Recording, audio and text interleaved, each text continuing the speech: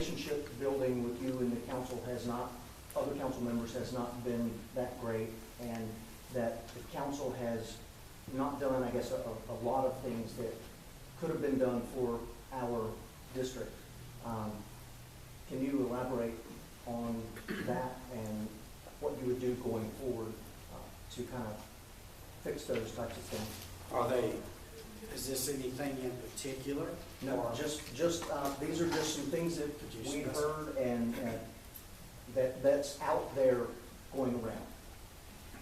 Okay, well, I'll tell you this, for the most part, I would say that that's absolutely false. I don't see where that would hold any high level of merit. I think that a lot of that, in my opinion, came about over this last hot issue as we were approaching this election cycle.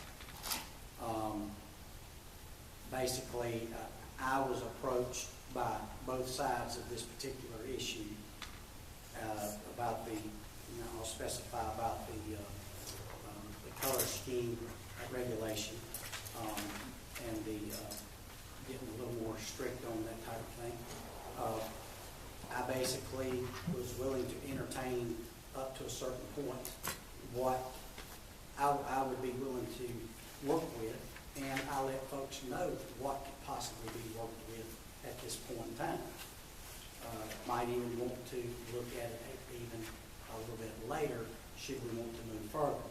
But bottom line is this: I made a promise to both sides of that particular issue, because it's surprisingly early on quite a few folks were on one side of the issue to begin with, and then the other side of the issue started trickling in, and then there were more. So here I am, I'm kind of caught in the middle, and I'm having to represent both. I'm having to say, hey, listen, if that's the way you feel that strong about it, whichever side, come and be a part of the process, period. That's all I did. And now, as far as this information that supposedly was sent out there and about on the internet, for whatever reason, I have my reason to believe why. But as far as this council, this council I had nothing to do with that, but I kept my promise to both sides that I would try to push it to the third reading so they could meet with a public hearing, public forum, hash it out, and have enough down low. That's exactly what I did. Okay, thank you. John, you live on basically the edge of our district, and it is seen that your relationships are more in the Rock Hill area, and that is a concern that I've been hearing about having you as a councilman.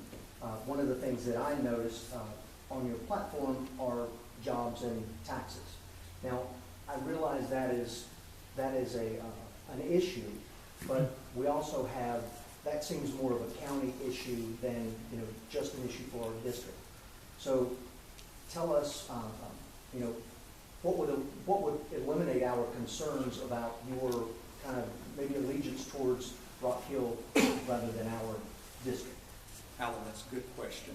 And the fact is, I have lived in York County my entire life. We have offices in Rock Hill. We also have an office in Lake Wylie. Right, we share a building with the Chamber of Commerce, as a matter of fact. And we have offices in Fort Mill. Over the last 37 years, I've had the opportunity to work with industry coming into all parts of our county. We do a lot of real estate business in the Clover, Lake Wylie, River Hills area.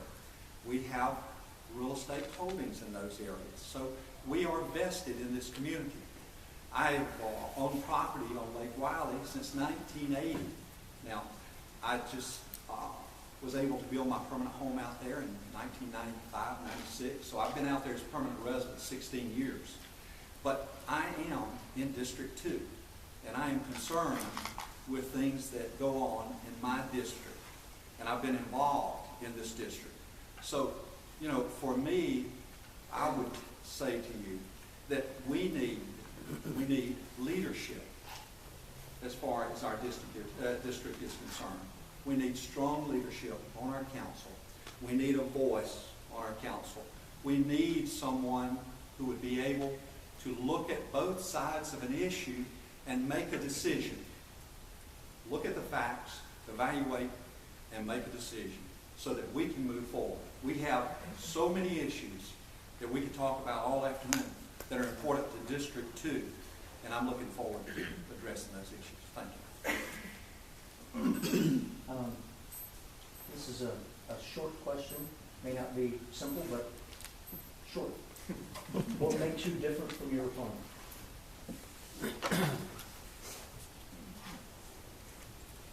I would first of all say that I'm different from my opponent in that I have had the opportunity to live longer. I've had 37 years of experience in business in dealing with issues on a day-to-day basis, in dealing with contracts on a day-to-day basis. When I was at Appalachian State University, my concentration was in business, real estate specifically.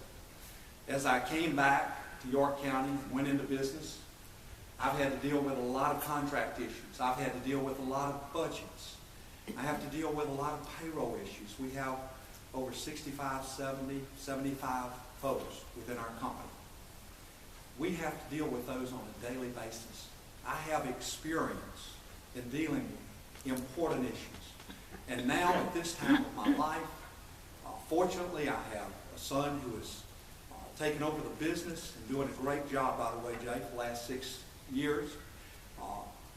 I'm able to now give back and serve the community. And I look forward to serving York County as your councilman if it's the choice of the citizens of York County for me to do so. And I'd like to bring my experience and use it. Well, with all due respect, Mr. Rinehart, I hope you live long enough to bury $5. And I sincerely mean that. But I'd just like to say that, well, it's as simple as this. Experienced versus qualified. I was on the Planning Commission in Clover from 2003 to 2005, 2005 to almost 2010. Well into 2010, I was on the Clover Council. I've been involved with a number of zoning, anything from zoning to even back then helping folks with even tax reassessment, because I felt I don't want to toot my horn too much, but I went out of my way to help people to when they were in situations where it seemed like no one else would help. I don't know. Maybe it was the way I was raised. Maybe it's just embedded in me to really try to go overboard. Try to help. Sometimes I get myself in trouble a little bit by trying to help as many people as possible. But I will say, from as far as it goes, it's experience versus qualified, because I'm obviously experienced and private sector experience as well. Thank you. Okay. This relates to industry and jobs for our district. Give us 3 top initiatives that you will address and how you will work to attract industry and jobs to this area during your tenure.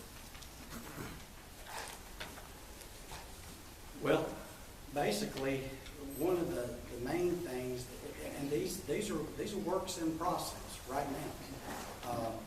I continue to motivate our economic development department, and Park and his crowd, and to basically just kind of coach them along to where they will do things outside of just selling out the farm in order to get the business.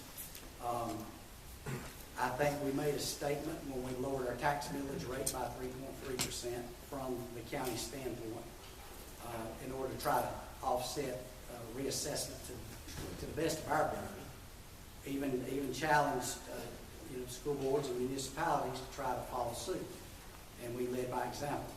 Well, I think by us doing what we did left an impression, because right now our commercial permits and residential permits is up over, well, back in May it was right at about 87%. Now it's well over 100%. So we've done something right, and I'm proud to be a part of that. I'd hate for something that's well on the way. It's just like football. When somebody's carrying the football and getting 5 or 8 yards a run, why do you bring in the second or the third string? So that's why I feel like it would be good to keep the same person and not change it. But I would also just stay on course with this. We're just keep pushing, make it business friendly, and also to just overall let folks know that I'm their friend, not their enemy. Thank you. Alan, there's no saying that if you keep doing what you've always done, you'll continue to get what you've always got. Now, we need a specific plan for economic development for York County. And my plan would include, number one, working within the master plan to achieve the goals and objectives that are laid out for our county and specifically for District 2.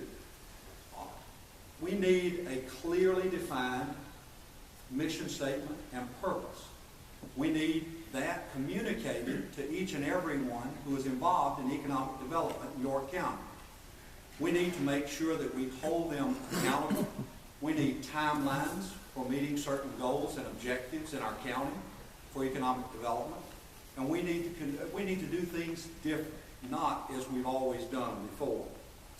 We need to make sure that we are all conveying the same vision. Now, the way we do that, of course, is to get input from our citizens. And we want to know, as your council representative, I would want to know exactly what your concerns are. Now, as District 2 continues to prosper, as we are going to be faced with a number of changes in the future, Chad, that each one of us are going to have to face. And I look forward to those challenges. I look forward to discussing them with you and together coming to resolution. Now, you asked for 3 things, okay? There are 3 specific things that I think we need to look at as initiatives. Number one, I would make sure that we look, as we are working together within this master plan with specific goals and objectives, I would make sure that we look at property tax incentives, that we look at our infrastructure improvements, what we have, what we're able to provide, and then that we look at our job training. We have the ability to offer to good quality industry job training that is second to none. If you don't mind, I would, excuse me, been a little under the weather, but I just want to respond to that. I will say that we do have specific goals, but I will tell you this, you can go too far into the woods and get way too complicated when it's a very simple issue to overcome. And it's just a matter of being business friendly, actually getting out there and having the people motivated enough to go out there and get it. Go out there, talk it up.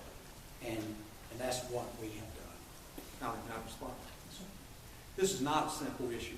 In the year 2000, our unemployment rate was 3.2%. Our unemployment rate right now in this county is 10.5%. This is an issue that's important. It needs to be addressed. We need to have a plan. It needs to be specific. We need to carry it out. I would like to also add that when I took office, it was above 15%. it is now, like he said, it's right at about 9%, or a little bit less than what he said. But the thing is we have overcome the odds.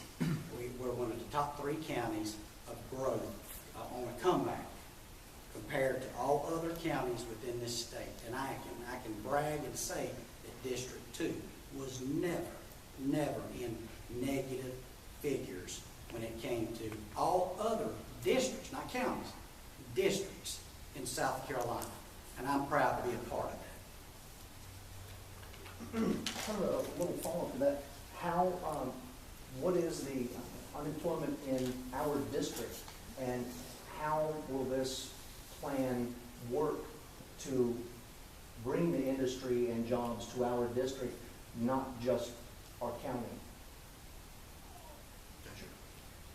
Right now, the last figure that I heard for District 2 is around 7.5, something like that. Now, I'm not too certain. I know it's down lower than the 9%, but sometimes with the sources you get, there's not. Sometimes it's questionable, but I feel certain it's close. Well, as far as this area, our district is a very diverse district. I mean, it's a combination of professionals. It's a combination of blue-collar workers. It's a combination of just plain out self-employment type people, one person, businesses. It's a type that you've got to work with each and every one of these type people and groups of people, employees, and basically just keep doing what we're doing, because apparently we're doing something right, being that we never did go into the negative figures when everyone else was in the bottom of the barrel. So therefore, I'm part of a very resilient bunch of people, and I'm proud to be a part of it. And I'd like to say I've been a big part of it by letting folks know, hey, I'm with you all the way, and that I've kept in touch with the Chamber of Commerce. Folks know that, and I'm keeping up with what's going on. So I think that's a big part. The U.S. Census data shows York County's population as of 2010, 226,073 people. And by their estimate, our population in 2011 was 230,528 people. Now, that's 24,205 people unemployed in York County. That's 2,025 people unemployed in District 2. That's a lot of folks, okay? That's better than 1 out of 10 who are unemployed. So that's an important issue. Good quality jobs we need in our area. And we're going to have a specific plan to do that. We cannot continue to do what we've always done. We've got to have a plan. We've got to be accountable. And we have to sell York County. We have some of the greatest assets. Number one, our quality of life is just second to none. Number two, our proximity to the airport. We can be there from District 2 in 20, 25 minutes at most in traffic. So we have a lot to offer in District 2. And there's no reason why we cannot bring good quality jobs to our district. Okay. This will be our final question. And this is about the Bethel Fire Department. Is the tax district providing enough funds for the Bethel Fire Department to provide the adequate fire protection that we need for our district? And how are those funds currently managed? Alan, not serving presently on county council, I do not have the privilege of having all of the information, financial, etc. I have had the opportunity to go over to the fire department, sit down with the firemen, to talk to them one-on-one. Because I think as a councilman, it's important for, number one, people to know who their councilman is. Number two, to know that the councilman is listening to what their needs are. And I know that there are needs. I know that our council, our fire department has needs, and those needs should be addressed, okay? I don't have the specifics as to those financial questions that you asked, but I will say that I look forward to addressing those issues and other issues that deal with our volunteers in District 2. Well, I can honestly say, Alan, that that has taken up quite a bit of time, very valuable time, when I say valuable, I mean valuable to learn for my sake. When I was told there were some issues there that were going on there that needed some of my attention, naturally, I want to let things be self-governed as much as possible. They even let me know that that's the way they would like it. But nevertheless, it ended up being that I had to go sit in on some meetings. Mainly, just to be plain and honest, a peacemaker. Blessed is the peacemakers. Maybe I'll somewhere get a promise out of that, to get what was said. But I'll say this. I was there when they made the decision about moving forward with the new fire department because of the inadequate facilities that they have. And they do. And there is a problem. There's a problem with, in some cases, substandard equipment, but definitely substandard facility to hold that equipment. And everyone knows that's been involved with this emergency service situation. It's involved the fire department as well, and those gentlemen all know exactly. If you mention Bruce, it's kind of, it might even be like an Elvis thing. Bruce, one just first name basis, and they know who it is, and they know I'm on their side, and they know that I've helped them, and I've worked through some problems with them. Thank you. Well, we are finished with the questions, so you can start with your closing statements. Sure. Well, again, I'd like to thank everyone for being here and participating in the American process. Even though it's at a lower local level, it's still the American process, and it's every bit sacred. It's very important.